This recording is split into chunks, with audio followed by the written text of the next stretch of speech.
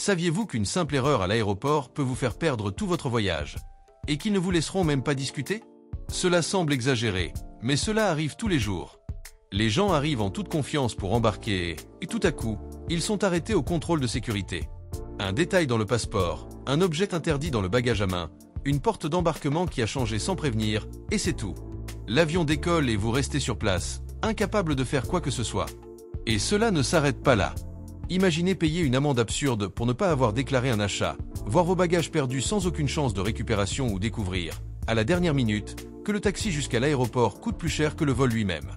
Tout cela parce qu'il ignorait des détails qui semblaient insignifiants.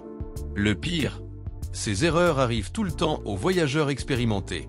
Mais dans cette vidéo, je vais vous montrer les 10 plus grosses erreurs qui peuvent gâcher votre voyage avant même de quitter l'aéroport et que faire pour les éviter. Si vous ne voulez pas avoir des ennuis, perdre de l'argent ou même avoir de sérieux problèmes d'immigration, regardez jusqu'à la fin. Parce que ce que je vais vous dire maintenant pourrait sauver votre prochain voyage. Imaginez la scène. Vous passez des mois à planifier le voyage de vos rêves, à acheter les billets, à choisir les meilleurs hôtels, à préparer vos valises avec le plus grand soin. Et puis, au moment d'embarquer, l'agent de la compagnie aérienne vous regarde et vous dit « Monsieur, vous ne pouvez pas voyager ».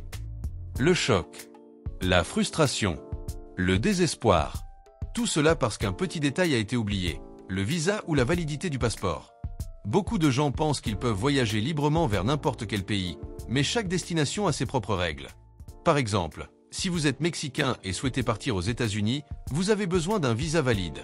Si vous êtes américain et souhaitez visiter l'Europe, vous pouvez même entrer sans visa pendant quelques jours. Mais si votre séjour est plus long, vous aurez besoin d'une autorisation spéciale. Et cela ne sert à rien de discuter ou d'essayer de trouver un moyen.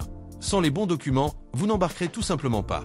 Une autre erreur courante consiste à ne pas vérifier la validité de votre passeport. De nombreux pays exigent qu'il soit valable au moins 6 mois à compter de la date d'entrée. En d'autres termes, si votre passeport est sur le point d'expirer, vous pourriez être arrêté avant même de quitter votre domicile. Et tu sais quel est le pire? Il n'y a aucun remboursement pour ce type d'erreur. Vous perdez votre billet, vous perdez votre réservation d'hôtel, et pire encore, vous ratez le voyage que vous attendiez depuis si longtemps. Tout cela pour un détail qui aurait pu être résolu en quelques minutes. Alors, avant toute chose, ouvrez votre passeport dès maintenant, vérifiez la date d'expiration et recherchez si le pays de destination nécessite un visa. Parce qu'il n'y a rien de pire que de voir son avion décoller sans vous. Avant de continuer, je tiens à vous rappeler de vérifier si vous êtes abonné. Si vous aimez ce type de contenu, cela vous assurera de ne manquer aucune nouvelle vidéo qui pourrait vous être utile lors de votre prochain voyage. Maintenant, dites-moi quelque chose. Avez-vous déjà vu un avion attendre quelqu'un en retard? Bien sûr. L'avion a 1 heure pour décoller, et si vous n'êtes pas là au bon moment, il repartira sans vous. Comme ça. Mais il y a encore des gens qui sous-estiment le temps qu'il faut pour arriver à l'aéroport, s'enregistrer, passer les contrôles de sécurité et arriver à la porte d'embarquement. Ah, c'est juste un vol, ça ne devrait pas prendre si longtemps. Cela prend juste du temps. Et beaucoup. L'aéroport n'est pas comme un centre commercial où l'on entre et sort rapidement. Selon le jour et l'heure, la file d'attente pour l'enregistrement peut prendre plus d'une demi-heure. Vient ensuite la sécurité, qui peut être encore plus longue, surtout si vous n'êtes pas préparé. Et alors que vous pensez enfin être en paix, vous découvrez que votre porte d'embarquement est de l'autre côté de l'aéroport et que vous devez courir comme un marathonien pour ne pas rater votre vol. Et si vous pensez qu'arriver à la dernière minute est excitant, attendez de voir votre valise abandonnée car vous n'avez pas eu le temps de la vérifier. Ou pire, votre réservation est annulée car vous êtes arrivé trop tard. L'idéal. Prévoyez toujours d'être à l'aéroport au moins 3 heures à l'avance pour les vols internationaux et 2 heures à l'avance pour les vols intérieurs. Cela laisse place à d'éventuelles circonstances imprévues. Trafic inattendu, longue file d'attente ou même cet arrêt supplémentaire pour prendre un café avant le vol. Car en fin de compte, il vaut bien mieux attendre à l'aéroport que de regarder l'avion décoller sans vous. Vous êtes dans la file de sécurité de l'aéroport, tout semble paisible, et puis soudain l'agent arrête votre sac, vous regarde et vous dit « Monsieur, nous devons fouiller vos bagages ». C'est à ce moment-là que le drame commence. Vous ouvrez votre valise et réalisez que vous avez accidentellement emballé une bouteille de parfum surdimensionnée, une bouteille de vin que vous vouliez offrir en cadeau ou même cette crème coûteuse que vous avez achetée lors de votre voyage. Le pire, vous n'avez pas le choix, soit tout jeter tout de suite, soit ne pas embarquer. Cela arrive tous les jours. Beaucoup de gens oublient qu'il existe une règle stricte concernant les liquides dans les bagages à main, pas plus de 100 ml. Et cela ne sert à rien de prétendre que la bouteille est presque vide ou que c'est une erreur. Si elle dépasse la limite, elle ne montera pas dans l'avion. Mais les liquides ne sont pas le seul problème. Les objets pointus tels que les petits ciseaux, les couteaux de poche et même certains types de pinces peuvent être confisqués. Et selon l'aéroport et le pays, même la nourriture peut être bloquée. En France par exemple, les fromages à la crème et même certains types de saucisses peuvent être considérés comme liquides et interdits dans les bagages à main. Le résultat: des embarras inutiles, des retards et bien sûr, la perte de vos objets. Alors, avant de quitter la maison, vérifiez votre valise. Assurez-vous que tous les liquides sont dans la limite et correctement emballés.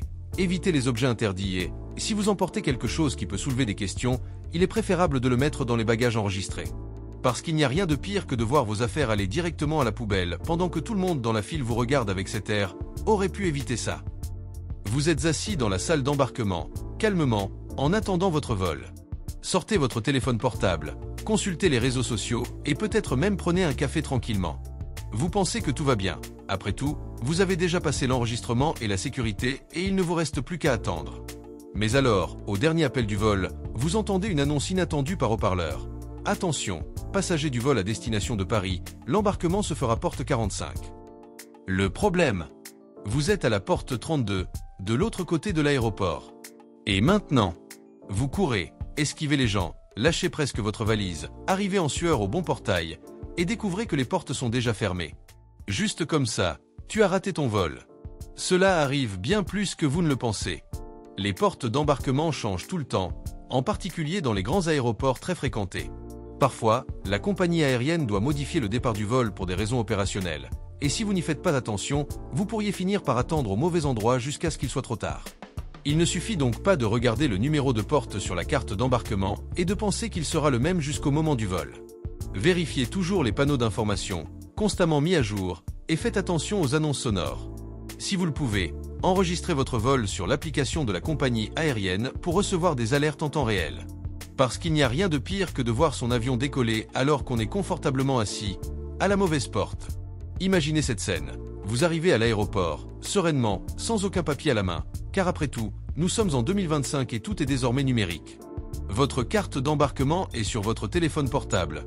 Tout va bien. Mais ensuite, au moment de passer le contrôle, vous ouvrez l'application de la compagnie aérienne et plus rien. Écran blanc. L'application ne se charge pas.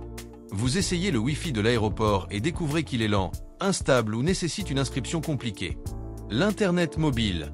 Pas de signal ou vitesse lente. Le temps passe, la file d'attente bouge, l'agent d'embarquement vous appelle et vous êtes là, essayant désespérément de charger le code de votre billet. Jusqu'au moment où ce n'est plus possible. Sans votre carte d'embarquement, vous ne monterez pas dans l'avion. Et le pire, cela aurait pu être évité en quelques secondes. Avant de quitter votre domicile, téléchargez votre carte d'embarquement sur votre téléphone portable. Prenez une empreinte. Si possible, enregistrez une version PDF sur votre appareil. Et si vous souhaitez garantir 100%, imprimez une copie. Oui, le papier peut sembler dépassé, mais quand les choses se passent bien, cela peut faire la différence entre voyager et se retrouver laissé pour compte.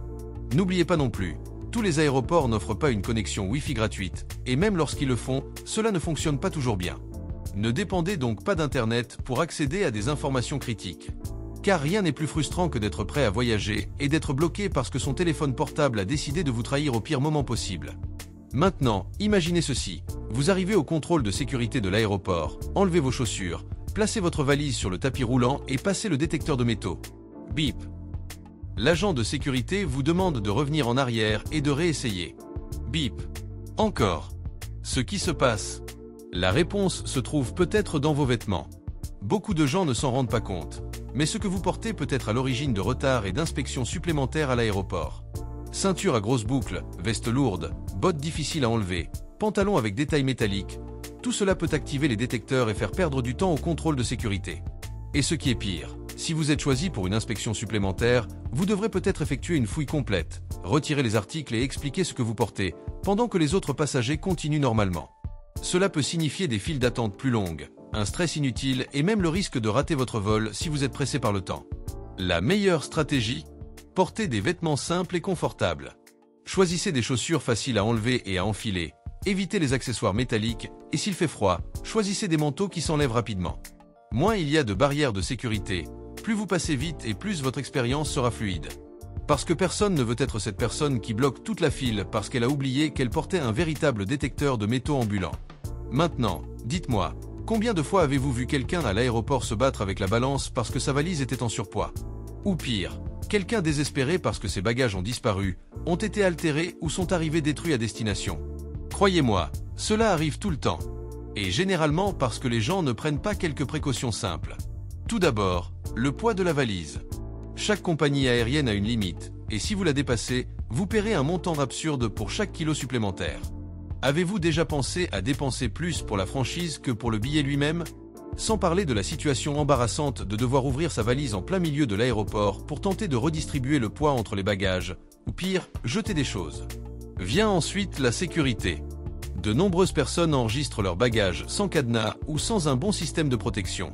Le problème: dans de nombreux aéroports, des vols se produisent. Quelqu'un pourrait ouvrir votre valise, prendre un objet de valeur et la refermer sans que vous vous en rendiez compte. Et ce n'est qu'en arrivant à l'hôtel que vous découvrez qu'une montre coûteuse ou un parfum importé a disparu. Et cela ne s'arrête pas là.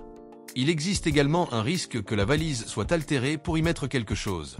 C'est rare, mais cela arrive et cela peut causer d'énormes problèmes, surtout lors de voyages internationaux. Alors que faire? Tout d'abord, pesez toujours votre valise avant de quitter la maison. Si possible, utilisez un pèse-bagages portable. Deuxièmement, utilisez un verrou approuvé par la sécurité de l'aéroport, comme la TSA aux États-Unis, pour empêcher toute falsification. Et enfin, n'expédiez jamais d'objets de valeur. Documents, argent, appareils électroniques, tout cela doit toujours être transporté dans un bagage à main. Parce que rien ne gâche plus un voyage que de commencer par une perte ou un mal de tête inattendu. Imaginez maintenant ceci, vous revenez tout juste d'un voyage incroyable. Il a acheté des parfums, des appareils électroniques, des vins et même cette montre dont il a toujours rêvé. Tout va bien, non?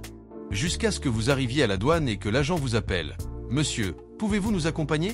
Le problème: vous avez dépassé la limite d'achat autorisée et n'avez rien déclaré. Beaucoup de gens pensent qu'ils peuvent emporter n'importe quoi dans leur valise sans avoir à les prévenir. Mais chaque pays a des règles claires sur ce qui peut être importé sans déclaration et sur les montants maximaux autorisés. Si vous dépassez cette limite et ne le signalez pas, vous pourriez finir par payer des amendes absurdes et selon les cas, voir vos objets saisis. En France par exemple, de nombreux produits sophistiqués comme le fromage, le vin ou encore les cosmétiques peuvent faire l'objet de restrictions en fonction de la quantité. Et si vous retournez aux États-Unis ou au Mexique, vous devez faire attention aux valeurs déclarées, car si vous dépassez le montant autorisé, vous pourriez être lourdement taxé.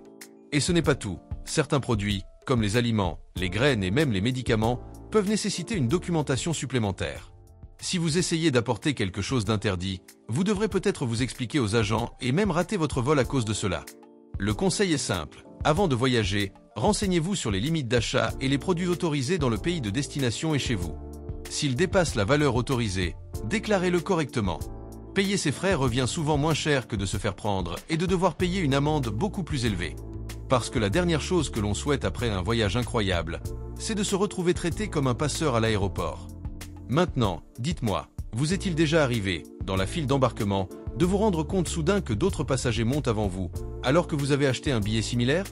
Ou pire encore, êtes-vous déjà assis dans la salle d'attente lorsqu'ils ont appelé votre ligne, mais vous n'y avez pas prêté attention et avez fini par entrer en dernier, sans place pour votre bagage à main dans le compartiment? Cela se produit parce que de nombreuses personnes ignorent les règles de priorité à l'aéroport. Si vous possédez un billet en classe affaires, faites partie d'un programme de fidélité ou avez droit à un embarquement prioritaire pour une raison quelconque, ne pas profiter de cet avantage est tout simplement une perte de temps et de confort. En outre, certaines compagnies offrent des avantages supplémentaires, tels que l'accès à des lignes de sécurité spéciales, une entrée anticipée dans l'avion et même un enregistrement exclusif. Mais si vous n'y faites pas attention, vous pourriez finir par attendre plus longtemps que nécessaire et passer à côté des avantages qui vous reviennent de droit.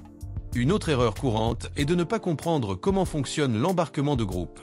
Chaque compagnie aérienne dispose d'un système différent, et si vous êtes distrait, vous pourriez vous retrouver à la porte d'embarquement au mauvais moment. Trop tôt et vous serez refoulé, ou trop tard et vous perdrez de la place pour vos bagages à main. La solution est simple, vérifiez toujours votre billet pour voir si vous avez droit à la priorité. Si vous l'avez, profitez-en. Et sinon, faites attention aux annonces et soyez prêts lorsque votre tour viendra. Parce que personne ne veut payer cher pour un avantage et laisser cela passer pour une distraction. Imaginez maintenant ceci, vous vous réveillez le jour de votre voyage, faites vos valises, buvez calmement du café et réfléchissez ensuite seulement à la façon dont vous allez vous rendre à l'aéroport. Sortez votre téléphone portable, appelez un taxi ou une voiture grâce à l'application et, surprenez, aucun pilote disponible. Ou pire encore, Le prix est ridiculement élevé parce que c'est l'heure de pointe. Le désespoir frappe. Vous essayez de prendre les transports en commun, mais vous réalisez qu'il y a du monde, qu'ils sont en retard ou qu'ils ne fonctionnent même pas à ce moment-là. L'horloge ne s'arrête pas, le temps passe, et lorsque vous prenez enfin une voiture, vous êtes déjà si en retard que chaque minute dans les embouteillages vous semble une éternité. Et lorsque vous arrivez à l'aéroport, il y a un autre choc, le prix du billet.